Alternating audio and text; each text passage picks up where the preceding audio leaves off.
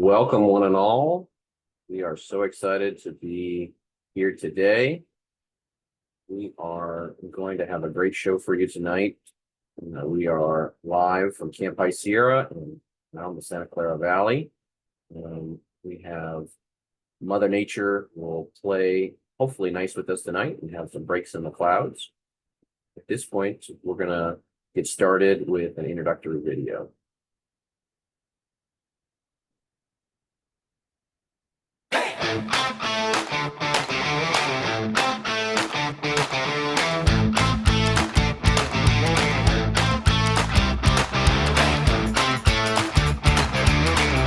I really like climbing. We get to go really high and it's like a challenge. Just fun to do some archery. It's fun to hear them excited about doing different stuff than what we can usually do at home. Everything I've done this week is definitely Foxfire. I've actually found level metalwork. Yeah, I really like the metalworking, advanced metalworking. I love doing all the fun activities that they have here. But the food is unusually good. It's some of the best camp food I've had so far. It's fun, it's really outdoorsy. New adventures, meet new people from different areas. The water is brisk and refreshing. The aquatics team is just phenomenal. Like the helmets and all that stuff feels so cool when you're wearing it and like the welding stuff is on.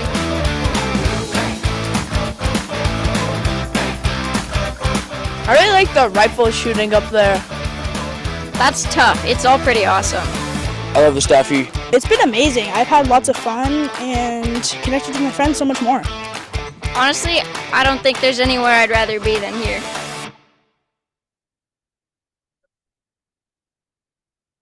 Great. We are so excited to have a journey that's coming together after many years of planning. We're going to be using the chat function because this is a webinar. It's getting recorded. We are excited to have nearly 100 people and growing on the webinar tonight. We want to make sure that you see the screen and that everything is going well. If somebody could drop in the chat a question, we're going to be using the Q&A. So we'll make sure that that is working.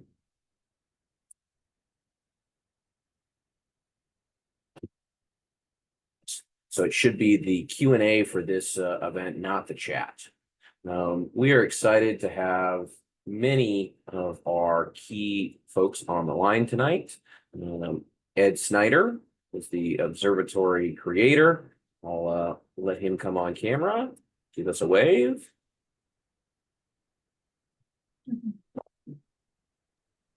Hello there.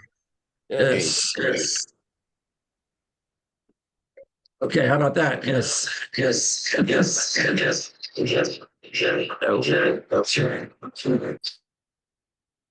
And then we've got Bruce Lee, our fearless Camp High Sierra camp director.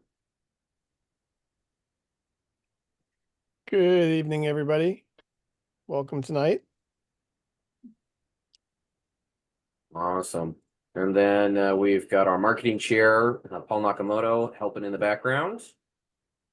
Good evening and welcome. Awesome. And Master of Tech, Diane, our Director of Program. Hello, everyone. Thanks for joining. And then you've got Michael Wilson. I'm your Deputy Scout Executive here in Silicon Valley, Monterey Bay Council. Appreciate everybody's time tonight. We are excited to share what we can, and we'll be touring you around, showing some images, and seeing if the weather cooperates to see what we can see through the telescope tonight. No scouting activity is complete without a safety moment. So as we are going into our winter season, it's great to remember that the white thing that goes across the ground, that only happens at Camp High Sierra and elevations above it, is highly reflective. It could give you a sunburn like you've never felt before, even like you were on a beach. So hat, sunglasses, sun goggles, higher the sunscreen. It's all recommended for your winter viewing pleasures.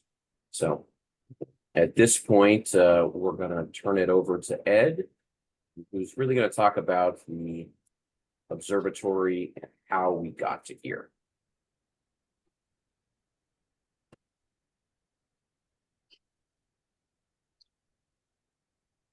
Okay, can you guys hear me? Sure. Okay. We can hear you. You can. Okay. Can you double check that you can hear me now? We can hear you. Okay, great. So I wanted to talk a little bit about how we got here, as Michael said, and the inspiration for building an observatory with a telescope. I'm a scoutmaster with Troop 494 in the Silicon Valley Monterey Bay Council, and I've been coming to Camp High Sierra for something like 25 years. And every time I come to camp, I am impressed and inspired really by the number of stars that you can see at night. We have an incredible location here with very dark skies. We're at 5,000 feet, so the air is clear and thin. We have just amazingly dark skies because we're far away from city lights, and the experience of looking up at night here at High Sierra is so different from the experience that most of our scouts experience when they look up in San Jose or in Monterey, or actually wherever they do their normal daily life. So those many summers at camp inspired me to come up to High Sierra and to come back to High Sierra and to use the telescope on our program that we call the Astronomy Overnighter, where we hike up a hill, carry a heavy telescope up with us, spend about an hour getting it set up properly, and then maybe, if we're lucky, show the scouts some stars. And it's always been my dream to make that whole process much more permanent and be able to have the telescope physically permanently installed at the camp and have scouts be able to see it whenever we wanted to do that as part of the program. That was the inspiration, the stars and Milky Way. All right, so how are we going to realize this great idea? We started with some sketches, looked at what it might look like to build a building with a dome. And one of the most important things I wanted was to have a classroom connected to the dome. So it wouldn't be just a dome all by itself. I wanted to have a way to have a place to instruct scouts, talk about what they might be able to see, and have that then connected to a dome with a telescope.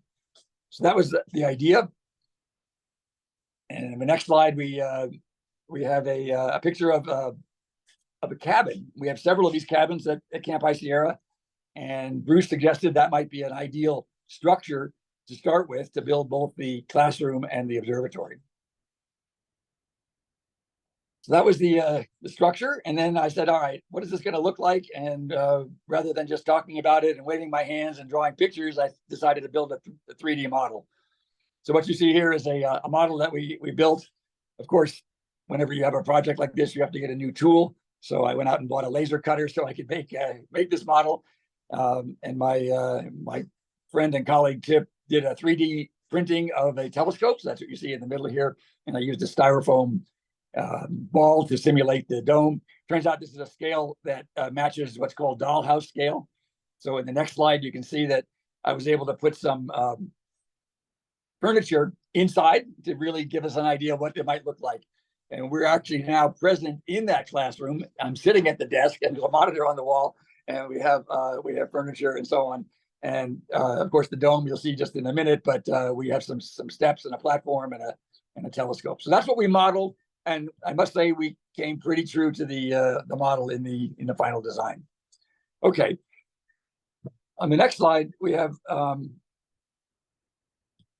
our dome, and we were going to try to show you the dome opening, but we decided it doesn't really show too well on the video. So we're going to skip that and go right to the next slide. This, my friends, is a drone view of our lovely observatory, watching the dome open during the day from about, I don't know, 500 feet above. it's pretty cool. You see, we have a lovely High Sierra logo on the dome shutter, and that's how we did that. Okay, so now I'm going to turn it over to Bruce for a little discussion of how we got everything constructed. All right, I think I've got this section, Ed. I appreciate. So we had Ed in his garage, his backyard, his living room, anywhere and everywhere that we could put stuff. I think Ed did. So started for the base of the dome, how to put it together, and everything was clamps around it. Scouts are involved at every project at all times. So excited that Ed's troop could help demonstrate how big really is a 10-foot dome.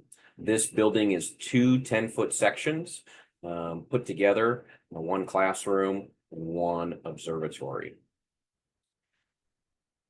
The interesting thing here is it needed a very large isolated pillar to come together and make sure that when the rest of the building might be moving around it, it could stay stable. So that's why you got that nice little hole in the middle.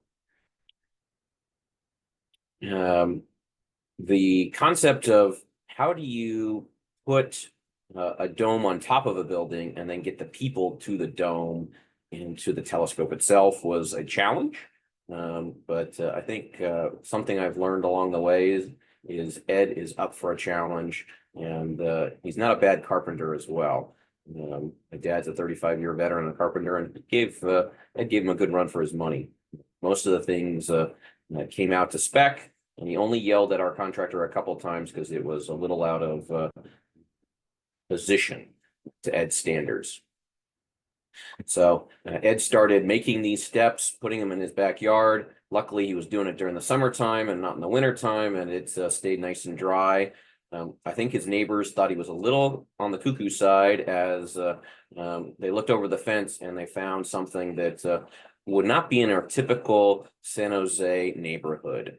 The dome, the stairs, the pillar, it was all there. We went one day to help pick it up and take it to High Sierra, and I fully understood the scope and time that Ed put into making this come together when we started disassembling it and hefting it from his backyard to the front yard. We were excited to see that we got an early Christmas present. This telescope came to fruition and was a Meade telescope. It is 14 inches and has Starlock to track things across the sky. And just a ton of accessories. We're so thankful for the many partners that we had in this. One of them bought us the full frame camera, and color is actually a thing that you select when making a astronomical selection for a camera. Come to find out, wouldn't have believed that they sell a non-colored version in today's modern world, but I learned a lot during these type of product events. 61 megapixels, just a cool, awesome, amazingly large telescope for the Boy Scouts. The greatest thing is, hey, as far as we know, we're the only observatory west of Maine. I'm sure we're the only log cabin observatory that might be in existence. So at this point, I'm gonna be turning over some imagery to Ed, and to be looking at our dome, our observatory in action.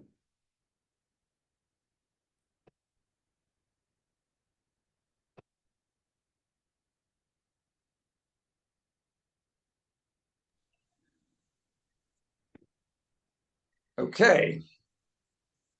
I am now.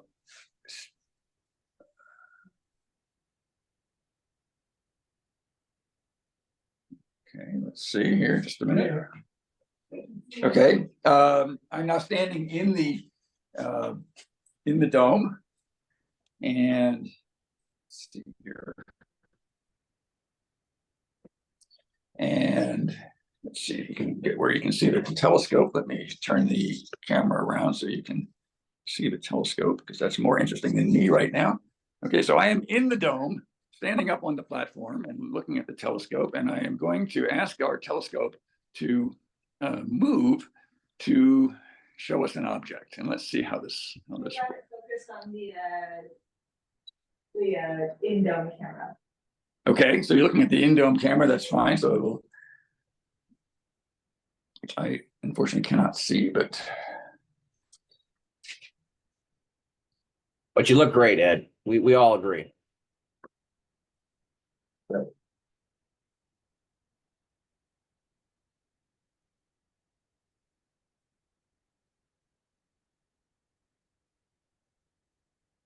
okay. Right.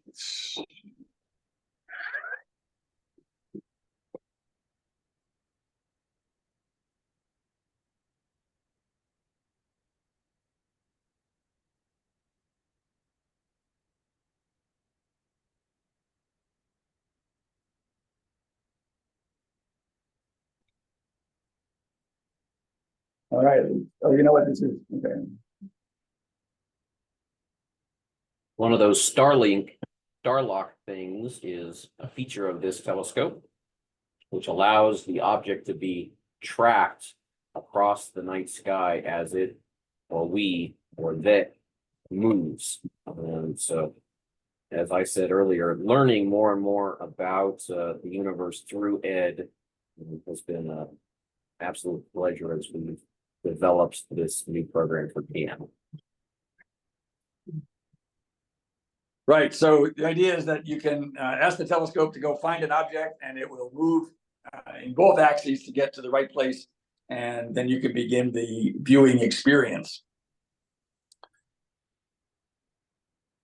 Okay, what's next, Diane? Also, I think we should add that as the camera moves, if the dome is in the way, the dome will also move to keep the aperture in frame, so we don't have to coordinate two things at one time. This telescope can point straight up, low in the horizon. It can move wherever we want it to.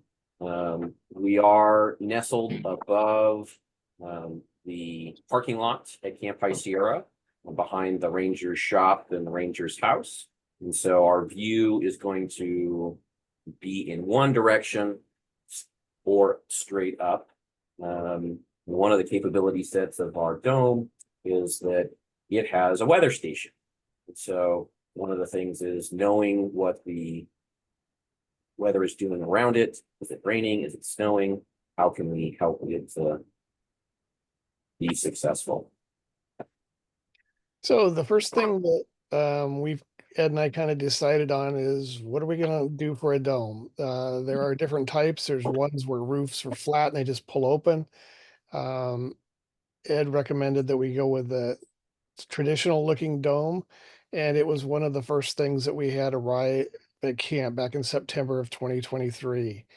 As we mentioned, it's 10 feet in diameter, and then there's a skirt to go around it because you got a round dome and a square building. We had to, cover all the holes. We don't want too many leaks in there. The whole thing weighs about 300 pounds. And oh, that's okay. Go to the next slide. As Michael mentioned, it's very important that the pillar had been isolated from everything else in the observatory. So we had to dig down 8 feet and pour a 16-inch in diameter pillar. You can see it there as we were constructing it. We erected it basically kind of like the Egyptians put up a monolith, and poured half of it, and then we poured the other half. It is totally separated from the platform and the floor of the observatory. So if anybody bounces on the floor, it doesn't vibrate and get amplified in the telescope itself.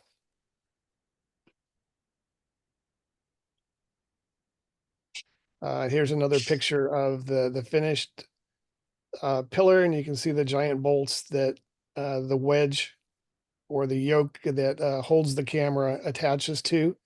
And then in the upper picture, you can see the pillar coming out of the floor of the cement.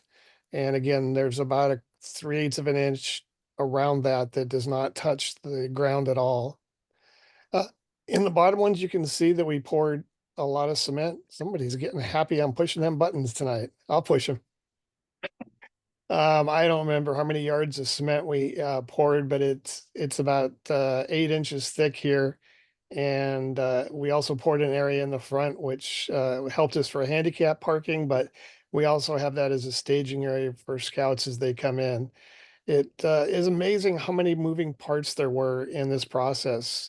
We have the cabin company that Michael was dealing with, and they build standard cabins. They had never heard of or had anybody request to ever put a dome on top of one of their cabins. So we had to deal with that. We had the county who also had never really built an observatory in Tuolumne County. So we were going back and forth with them along with our contractors. And there was a lot of managing of projects here in terms of just getting permits and how we were going to do all of this. All right, now I'll go to the next slide. So one of the first things we did after we got the cement poured is we took the pieces of the observatory up to the dome, excuse me, up to the observatory area and started assembling it. And what we thought was going to be a couple days to put it together. I don't remember. It was probably 3-4 weeks that took us to get everything hooked together and assembled. There was an option that we could have done this on top of the building itself. I don't know how we would have done that over 10 feet in the air. Both Ed and I are not real fans of heights, and this was tall enough for us. So this was an exciting process of building the dome, and Tip and Ed did most of the building on this. And then while we were doing that, the kit for the building itself showed up, along with we were also building a new rifle range because Mother Nature took out our old one. So the truck arrived with the parts for both of them in about the end of May, and we had to get at least the rifle range up and going before camp started the 16th of June. And then we started on the observatory. So there was a lot of construction going on, and basically a bunch of Lincoln logs that got all put together by our contractors.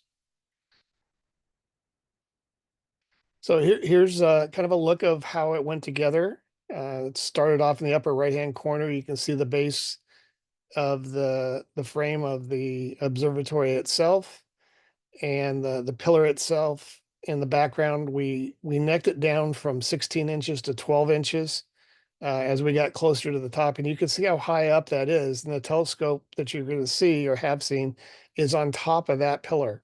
So it goes up quite a bit. The lower right-hand picture, the reason the wood's a little different color is we got people that were in camp that week to help us stain it as we were building it. So every time the contractor came in and built a little bit, we had somebody come up and help stain it. So we were trying to get ahead of the schedule. And then the lower left-hand corner, you kind of see the finished building before we started putting on the roof and figuring out how are we going to get that dome on top. One of the things with the dome is we had to figure out how we were going to support it.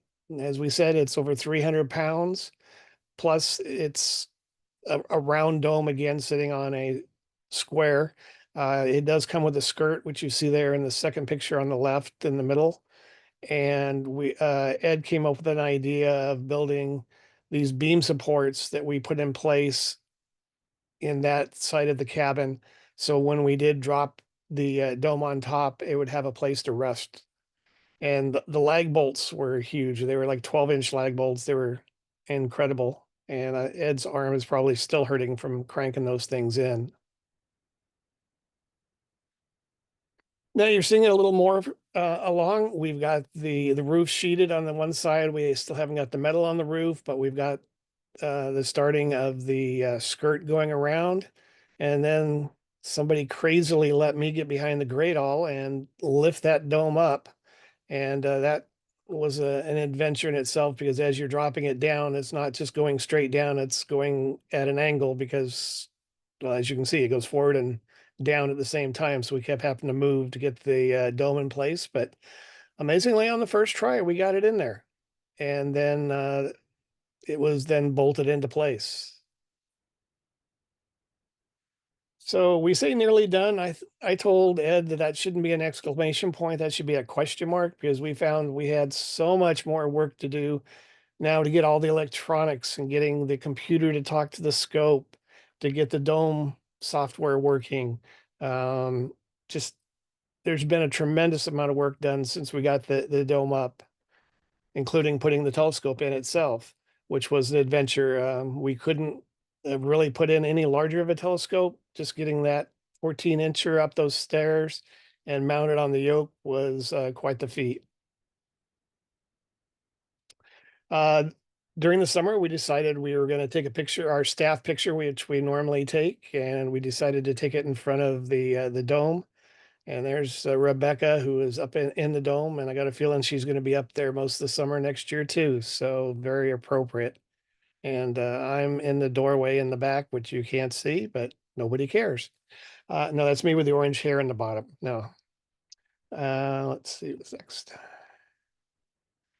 Then why don't we have Ed do a little tour? This was the ribbon cutting we did to dedicate the observatory to Ed, and he's going to now take it over and give us a little tour inside the dome and the classroom. Okay, so let's see if we can make this work here with my video. Oops, here we go. All right. So we've been looking for that kid all summer. Yeah, that's right. All right. So I'm going to, first of all, I'm going to pan around in our classroom area here, showing some of my my guests here are keeping the room warm for us. Thank you very much. And you can see we have a computer and a desk here. We actually have a window. The window doesn't show us much, but it does let some light in here. And let's see, on the back on this side, we have a nice workbench and a 43-inch monitor where we'll be able to display some images to people in the classroom as we talk about what we're going to see in the telescope. Okay, so then we have this lovely entryway that separates the classroom from the dome area. And now we're going to walk up the steps and have a look at how this, what the experience will be like. So first we turn to the left and we have a number of steps here. It's a dual octagonal spiral staircase that takes you up to the platform level of the dome. So this is the platform. It's about 6 feet high. And as Bruce said, the pier, the concrete pier is fully 9 feet high. So it sticks up about 3 feet above the platform. And then above that is the telescope itself on its yoke mount. It's a 14-inch or 355 millimeter diameter telescope. And back to the platform for a minute now. It's this octagonal platform, and I did this to maximize the amount of space that we would have for scouts to stand here while waiting their turn to look through the telescope. And we have very nice wire railing all the way around. It's quite sturdy, and we'll ensure that nobody falls off as they're looking around here. We also have a two-step step stool for the height challenge scouts who need to be a little bit taller to get up into the position to be able to view something from the telescope. Coming around again, the back of the telescope here. Right now we have a camera on it, but we will ultimately have an eyepiece here where you can look through the telescope. Okay, now just to take you on the rest of the tour, we come down on the downside of the spiral staircase, and this is a few steps down now on the other side of the octagon. Takes you around to the back door of the observatory, where I open the back door. We have a light here in the back, and just to give you an idea, this is the back door. And now you can walk around the telescope, the observatory, and it's a bit dark here. We're going to have some red lights out here for people to be guided. But that will let you come all the way around and come back into the observatory, and we'll move the telescope to a different object, and we're back again in the classroom. Okay, so that's the quick walk around and walk through the observatory. Okay, that's the tour.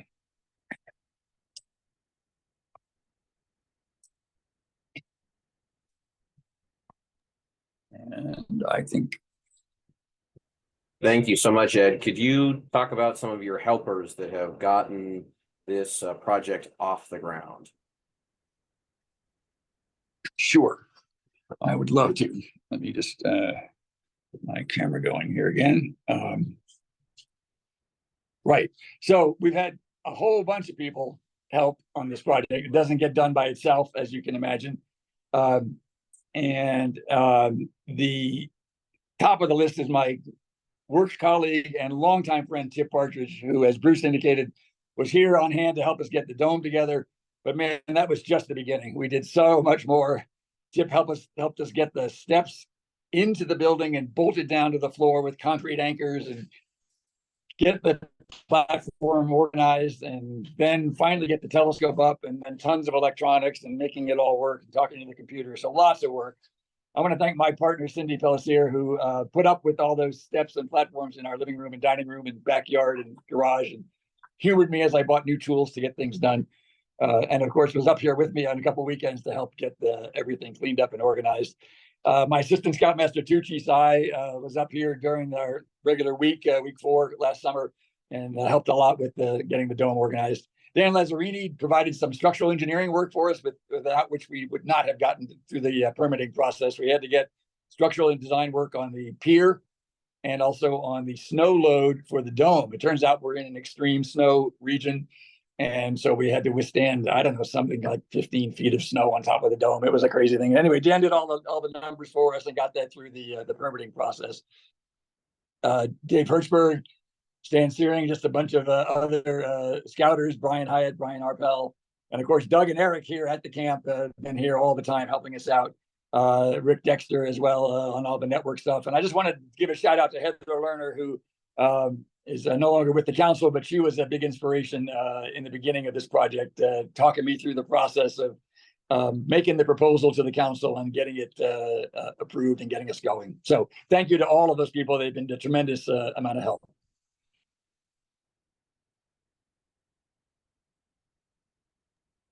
And let's see. Yeah, Bruce, you want to take this one?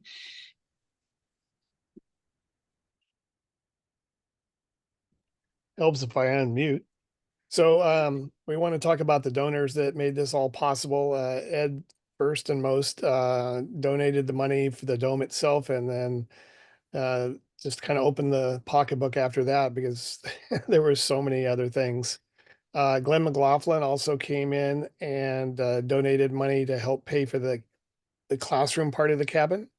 Derek Reel, Mahul Patal, Fred donated to make this possible.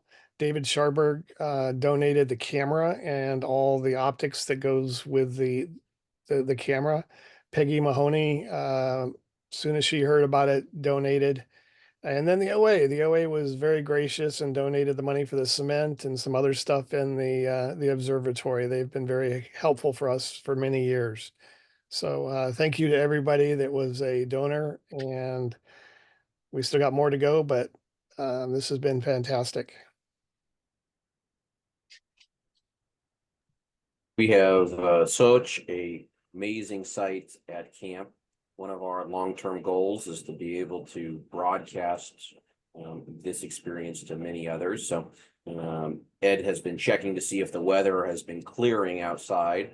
It rained this morning. It tried to snow overnight. And now the stars are in alignment to actually see something on the cameras. So Ed, what's the verdict?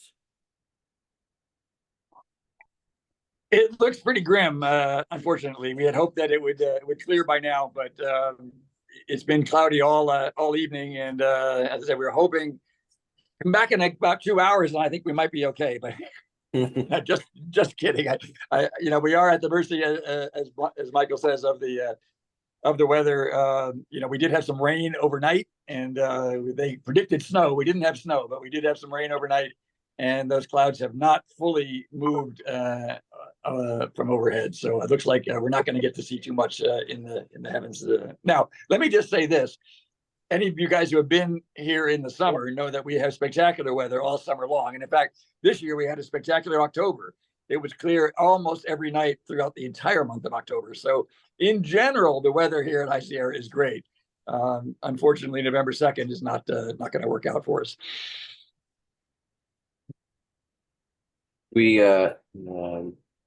appreciate that Mother Nature still rules and can't do some things. I want to talk for a minute about my experience. Ed was gracious enough to humor me during the Order of the Arrow ordeal and say, hey, can we try capturing an image? And he's like, oh, bother, I've got so many other things to try to fix, but let's give it a try. And so what you're seeing on the screen is my first experience looking through an iScope of a telescope of this size and this magnitude at the moon. And I came back and talked to our staff that next week, and it's all I could talk about because I'd never seen the moon in this level of detail. Bruce talked about the camera that David helped us procure, and 61 megapixels. When you zoom in, and first you see it with your naked eye, then you put the camera on and take this image, which we saw at the OA ordeal in October. It was awe-inspiring, and I know, and I'm so excited that so many youth will get to have that experience at our camp to see something like this. So while I'm disappointed that the Mother Nature is going to put a cloud in front of us, we picked tonight because it was a no moon night, so we can't even try to wait for the parting of clouds to see the moon like you're seeing tonight in this image. That's okay. We will certainly make the show go on. I wanted to make one point too is, one of Ed's real passions when coming up with this idea is having the scouts look up in the sky, see the stars, which they've seen there at camp before, but then going into the observatory and actually looking at them through the telescope and seeing the difference in what they can actually see through a quality piece of equipment, I think is fantastic. The experience the scouts are going to get during the summer is going to be amazing. We also are going to have a feature, and this is why we got the camera, is long-term we're hoping that we'll be able to log in remotely and do webinars like this and actually point the telescope at something and open the dome and take a look and talk about what we're looking at. So it has not just benefits during the summer, but benefits year round, we're hoping. Go ahead, Ed. Yeah, I want to add one more comment to that, Bruce. That was absolutely right. That exactly is the inspiration, and something that Tip pointed out to me, and I just want to share with you guys. When you're looking through a telescope like this, you take a moment to realize that the photons of light started from a star that maybe is 50 light years away, and those photons came all the way across the expanse to the Earth, through the atmosphere, into this telescope, bounced off a couple mirrors, and into your eyeball. Okay, so those are the photons that started as a star 50 light years away. And that is the kind of concept that I would like to use to inspire people of all ages, but particularly the scouts and the people who come to High Sierra to have a look through this telescope. Thank you, Ed. Yeah, there's been a question or two about so we've got this great piece of technology and larger item. Are we going to still do astronomy overnight? Or are we still going to do the smaller things, the natural eye observations? Absolutely.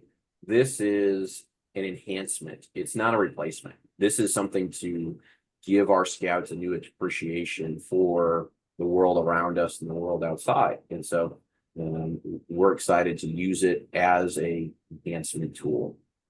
So Droney made its appearance at camp a week ago, and so we have some shots to show of the size and space of what this looks like in camp. My favorite thing, and Dan, go ahead and play the video, is to post this on social media or show it around as my Zoom background or other people's Zoom backgrounds, and say, okay, who left their hard hats from Paul Bunyan on the nightstand? Or boys, we take safety really seriously since you've imported the world's largest hard hat. Pretty cool to see, pretty amazing to have happen. Perspective is everything. Just like Ed was saying, 50 million light years away, the difference between standing on ground level and 50 feet above really gives you a different perspective as well. So two 10-foot buildings kind of sandwiched together. The dome itself having a 3-foot by 4 or 5-foot opening, and that 14-inch telescope to be able to be pointed, track along in the sky. Just an amazing set of information that can be had. Another thing is, Diane, if you could back that video up just a little bit, in the lower left-hand corner, you will see our weather station. So when we do want to look at this remotely, you can see it there. We can tell if it's raining, if it's too windy, if it's snowing. So it won't let us damage the equipment. So we have access to what the weather is real time, and it will let us, either open the dome or not open the dome. So I think that's also a very neat feature that we were able to add on to it. In fact, it should be able to automatically close the dome if the weather conditions change. In other words, if you're not aware that it started raining or the wind picks up or whatever, it will send you a signal and automatically close the dome. That's right. Pretty darn cool. One of our objectives here is to share this experience with as many people as we can, best done live and in person, just like Ed and his friends are doing tonight. But that's not always possible. And we also have 300 to 400 people in camp, and they don't fit in a 10 by 10 classroom or a 6-foot platform. So one of the things that we're doing is the ability to beam to be able to broadcast this to our dining hall. We both have a very large TV, and I think the second largest movie screen in all of Tuolumne County is in our dining room. So we might as well take advantage of that and show the images that you're seeing on several nights at the observatory. We continue to make that a goal and objective of ours. So that there was a good question in the chat around if a scout already earned their astronomy merit badge, will they be able to enjoy this?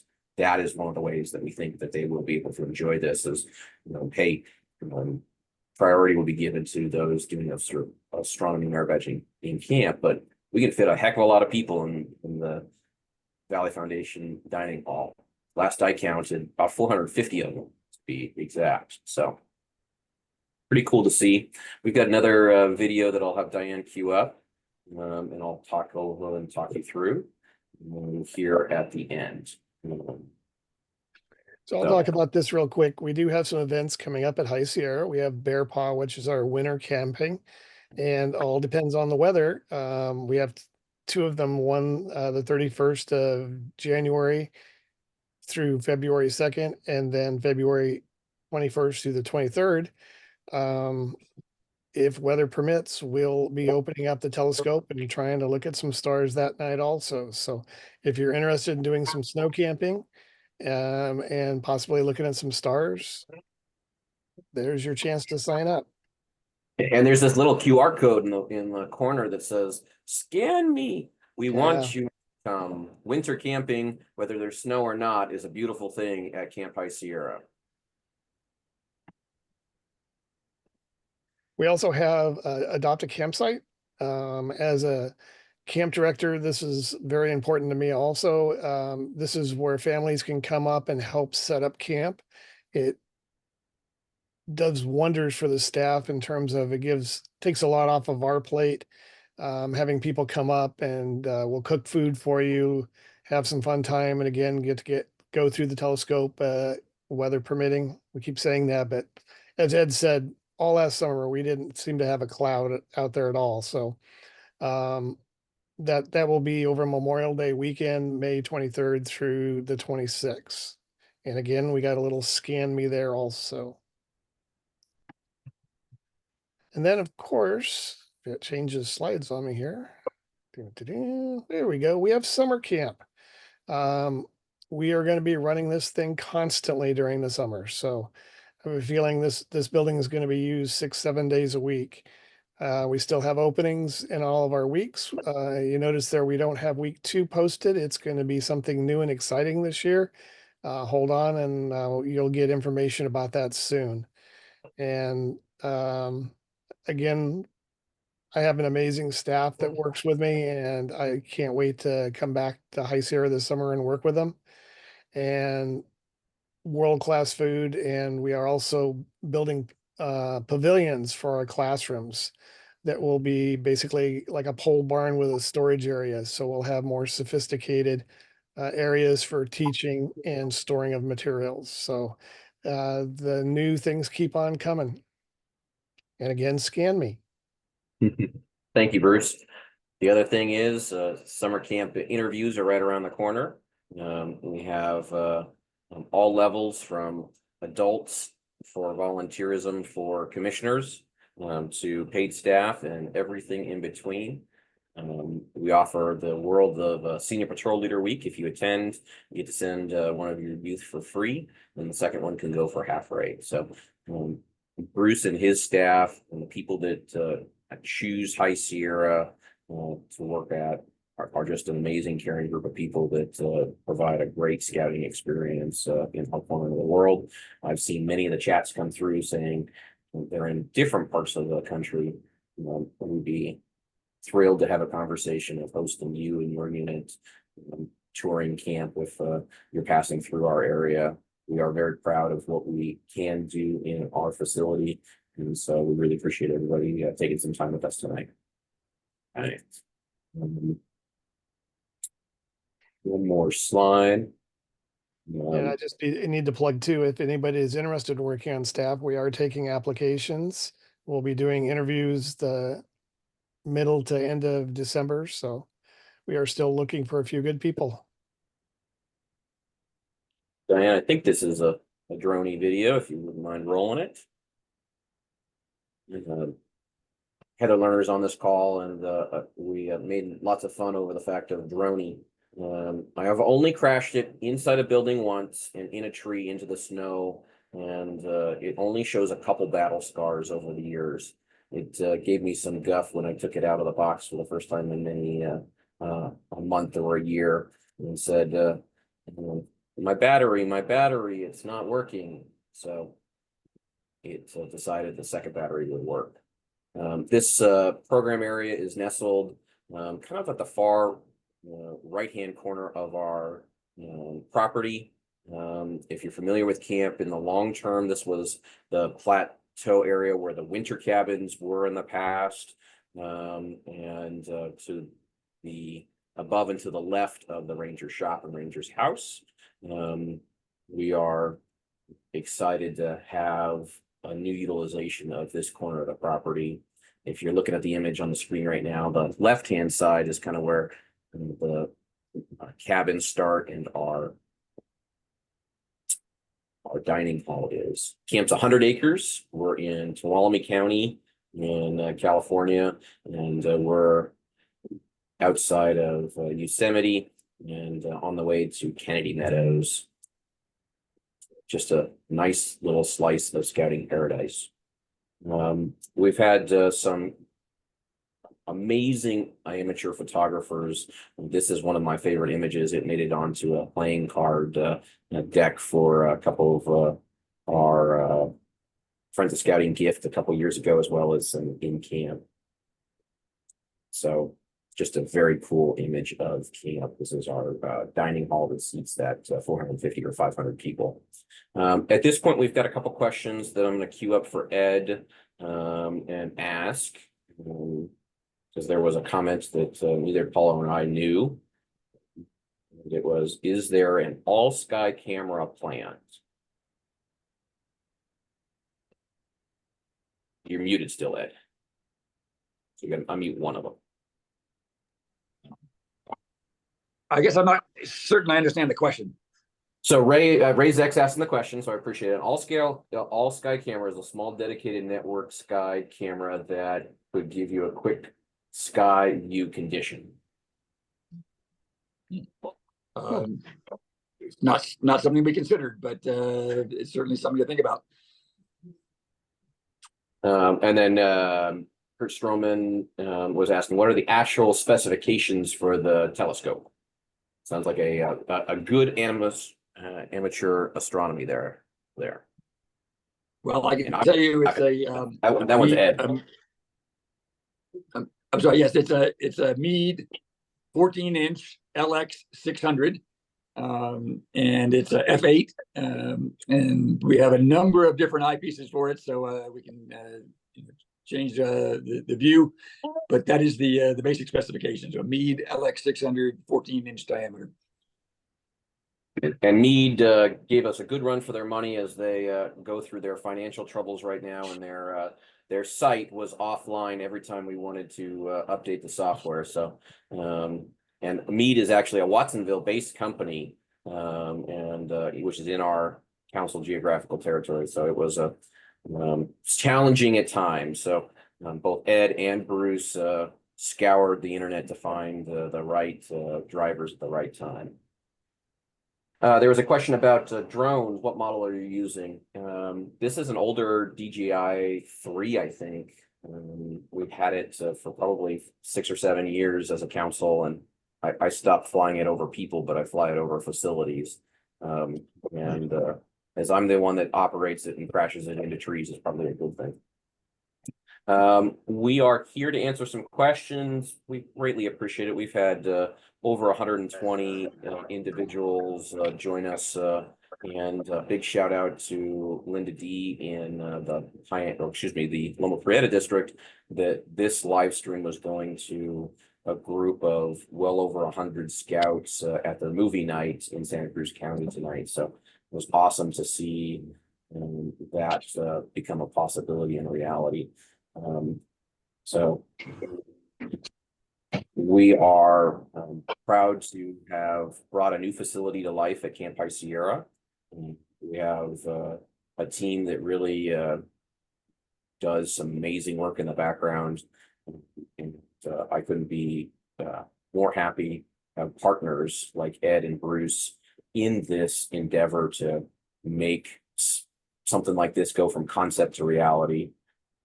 We started talking about it about 3 years ago, and the first of the parts got delivered here in May, late April, early May, and this facility is now here and ready. Diane, can you move a couple slides forward to the world of some of the imagery that we've taken in camp? So these are iPhone-based photography that is just amazing to see. The night sky that Ed talked about earlier in our program really shines through in some of the images that unit leaders and scouts send to us to showcase the great things that we have going on. These pictures also show what Ed was talking about, is the telescope will be tracking as the stars and the earth is moving. So that's why you're seeing the blurs here, is the earth is moving and the camera's not in these pictures. I still like the starry trails. Oh, it's beautiful pictures, but yeah.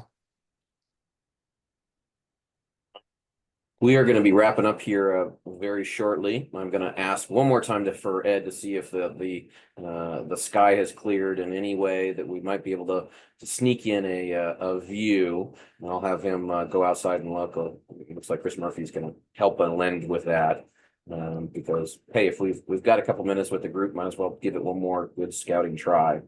We do have somebody that raised a hand, but we need to get a question in the chat. I don't think we have the ability to. You can, yeah, you actually can unmute the person if we know who it is. I do not. Let's see if I can find that thing out. Khan is the last name, Khan. Yeah. And allowed talk. Ask to unmute.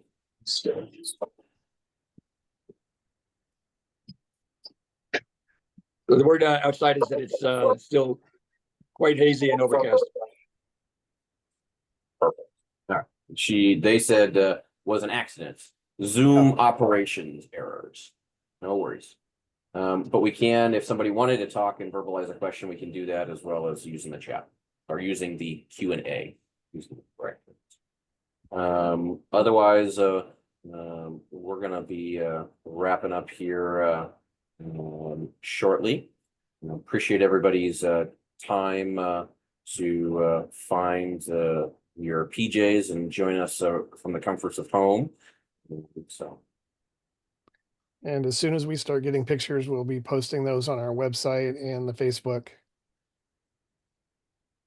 We got a couple questions here. Thank you so much for putting those in. We'll answer those live. Ed, the question was, any recommendations for a course on astronomy for kids and to make a career out of it as well? Two-part question.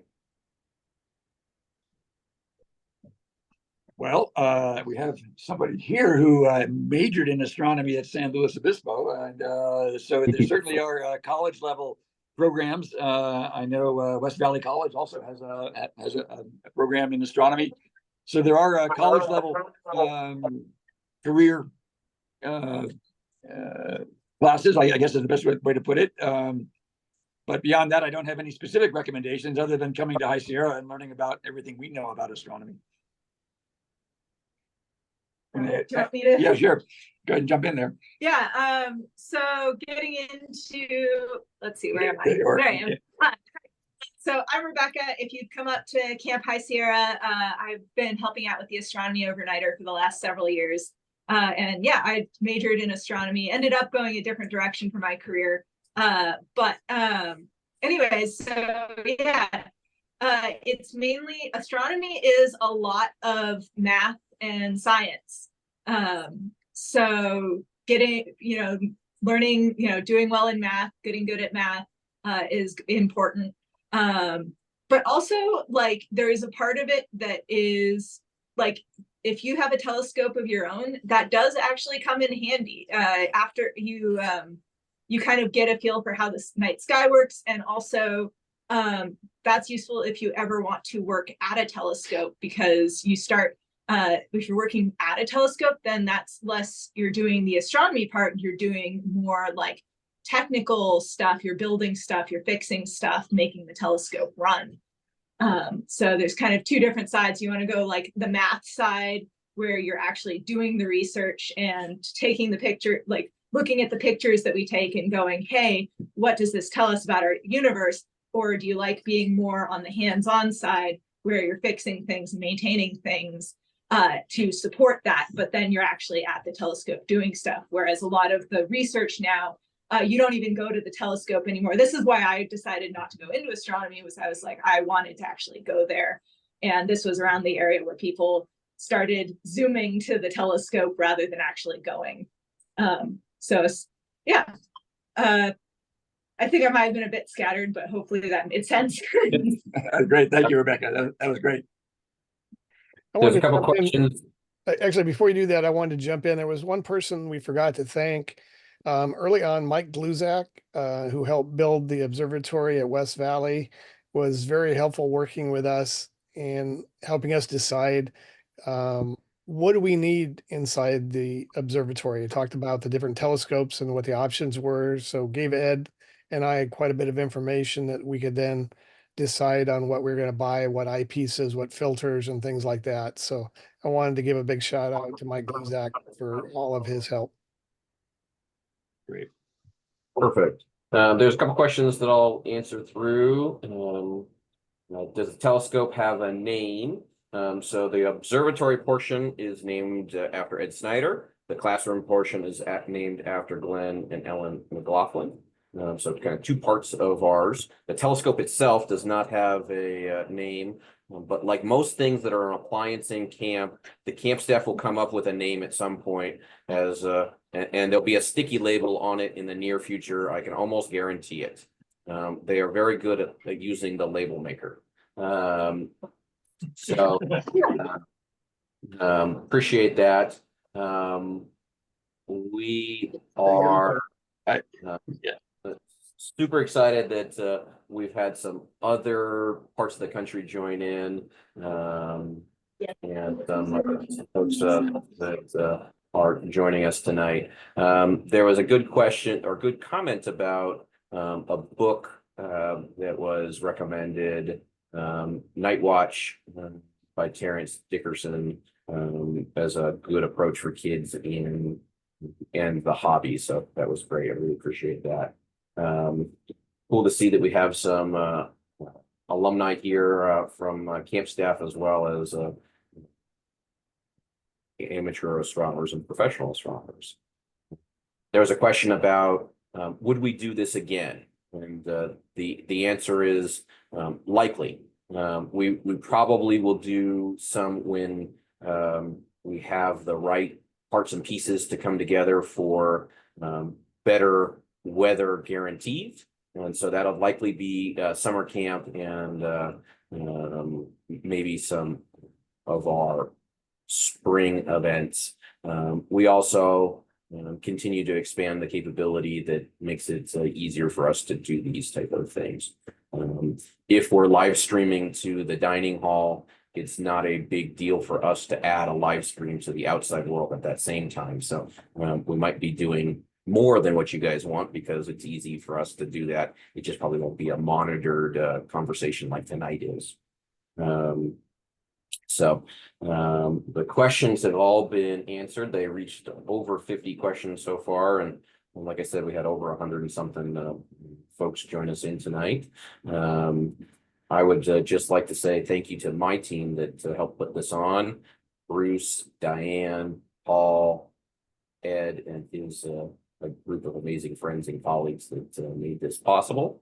We have a great group of donors that helped to fund this project. Boy Scouts only get funding from loyal donors in the long term. So we're excited to be bringing some new facilities to camp in 2024 and 2025. Really appreciate everybody's time this evening. I'll turn it over to Ed for any closing comments, and then we'll be ending our webinar here in the next minute or two. Well, just one quick comment. I want to add my thanks to everybody who's been involved in this project. And my comment is really that there's kind of a running joke that we're trying to do astronomy in a forest. And yes, we have limitations here because there's lots of trees, but to me, the advantages and the wonder and the joy of the dark skies that we have here outweigh the fact that we're surrounded by trees. And sure enough, we do have a clear view to the east and southeast. And of course, we can always point our telescope straight up. So we will see stars. Come to ICR and have a look. Thanks. Perfect. Thank you, one and all. We will be ending here.